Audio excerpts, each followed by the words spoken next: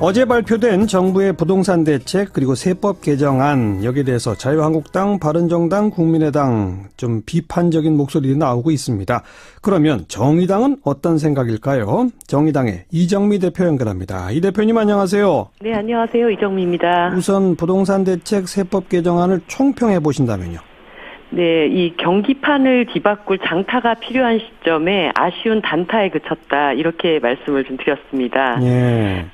문재인 정부가 지금 포용적 복지 정책을 추진하겠다고 하면서 구조적 저성장이나 양극화를 넘어서겠다 약속을 하셨고요. 예. 복지 수요도 해마다 늘고 있는데 그러려면 재정 지출 또한 증가할 수밖에 없지 않습니까? 예, 그런데 예. 이것을 감당할 만한 수준으로는 미흡하지 않는가 생각이 들고요. 예. 부동산 대책의 경우에도 일회용 단기적 대책으로는 큰 의미를 가질 수가 있겠지만 예. 근본적으로는 아직 한계가 명백하다고 보입니다. 네.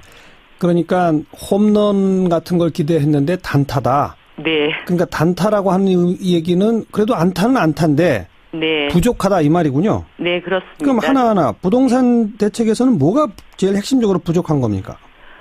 일단은 투기 세력을 완전히 잡겠다는 의지가 있는가. 네. 예를 들어서 후분양제 도입이나 분양 원가 공개 이게 좀 빠져 있는 것이 아쉽고요. 예. 그다음에 부동산 규제가 투기 가열지구와 청약지구로 이제 한정이 됐는데 예. 예를 들어서 서울, 과천, 세종 이외에도 뭐 분당, 판교 이런 경기권이라든가 이런 부분들은 어떻게 할 것인가. 이것이 풍선 효과를 낳을 수 있다. 이런 점에 있어서 또 아쉽다고 생각이 들고 예. 세 번째로는 이제 양도세 문제는 건드렸지만 보유세 강화 같은 불로소득 환수를 위한 확실한 세제 개혁 이것이 지금 미흡하다 이렇게 보입니다. 예.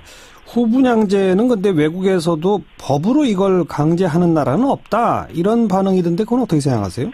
그런데 사실 우리나라 이 후분양제도 때문에 분양권 딱지를 사고 파는 일이 횡행하고 있지 않습니까? 선분양제 때문에. 예. 그렇습니다. 그래서 예. 이 선분양제가 유지되는 한 투기를 유발하는 분양권 전매가 근절될 수 있을까 이런 생각이 듭니다. 그래서 이번 기회에 좀 부동산 투기를 확실하게 잡겠다고 한다면 이게 지금 우리 사회에 너무 고질적인 병폐로 되어 있기 때문에 예. 근원적인 대책을 만드는 게 필요하다고 봅니다. 예. 그리고 일부 지역만 투기 과열지구 또 청약 규제 이런 걸 했는데 다른 지역도 더 확대해야 한다 이 말씀이잖아요. 네, 그렇습니다. 근데 정부가 파악하기로는 현재 부동산 경기가 전국적으로 막 오르고 있는 것은 아니다. 때문에 해당되는 지역만 소위 말해서 핀셋 규제식으로 하는 것이 실수요자들의 피해를 막는 방법이다. 이런 주장은 어떻게 생각하세요? 그런데 이런 방식에 소위 부동산 투기를 일삼았던 분들이 굉장히 익숙해져 있습니다. 아하. 그래서 이 투기 가열지구에 일정하게 부분적인 규제가 들어가면 다른 데로 빠졌다가 예. 다시 또 가열 양상을 다른 곳에서 만들어내고 이런 일들이 계속 있어 왔기 때문에 예. 전반적인 대책들을 마련하는 것이 필요하다고 봅니다. 네. 보유세 강화는 양도소득세 같은 거는 이제 소득이 발생했을 경우에 내는 세금이긴 합니다만 보유세는 소득과 무관하게 매겨지는 세금이라서 조세 저항이 클 수 있지 않을까요?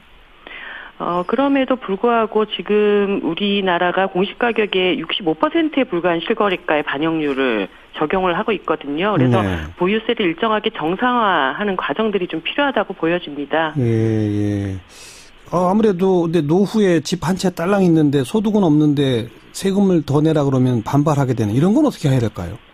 1차적으로는 보유세를 이제 그 실효세율을 다른 선진국들과 비교해 볼 때도 지금 우리나라가 너무 낮습니다. 그러니까 예. 집을 하나의 어떤 재산 수단으로 이제 여기게 될 경우에는 여기에서 돈이 얼마나 더 빠져나가는가 이런 것들을 자꾸 이제 타산을 하시게 되는데 예. 실제 대부분 선진국들은 한 1~2% 정도 보유세 실효세율을 적용을 하고 있는데 우리나라는 0.15%에 불과하거든요. 예. 그리고 이것이 이제 너무 낮다 보니까 다량의 주택을 투기 목적으로 그렇죠. 매입하는 이런 경우들이 계속 발생을 합니다. 예. 그래서 한 집 내가 정말 딱 살 집이다라고 하는 그런 어떤 그 문화가 좀 정착될 때까지는 네. 이런 것들을 좀 실질화하는 것이 필요하다고 봅니다. 예컨대 다주택자에 대해서는 보유세를 좀 중과하는 이런 것도 생각해 볼 수 있겠군요. 네, 그럴 수 있습니다. 예.